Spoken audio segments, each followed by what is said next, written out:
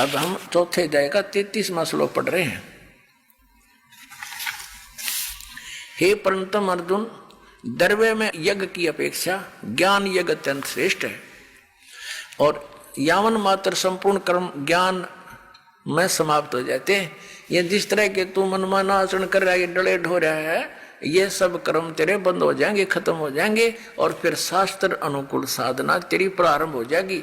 वो तत्व ज्ञान को समझ, यानी वो ज्ञान यज्ञ श्रेष्ठ है। अब चौथे अध्याय के 34वें श्लोक में कहा है कि वो तत्व ज्ञान जो सुख संवेद 5वां है, उस तत्व ज्ञान को, उस 5वें वेद को जो सच्चिदानंद घन ब्रह्म ने स्वयं आकर के बोला है अपने मुख कमल से, वो सच्चिदानंद घन ब्रह्म की वाणी 5वां वेद सुख संवेद है, और उसमें बड़े विस्तार के साथ धार्मिक अनुष्ठानों की जानकारी दी है। वो तत्व ज्ञान है। उस तत्व ज्ञान को तू तत्वदर्शी संतों के पास जाकर समझ देखना। चौथे अध्याय के 34वें श्लोक, चौथे अध्याय का ये 34वां श्लोक है। उस ज्ञान को, कौन से ज्ञान को?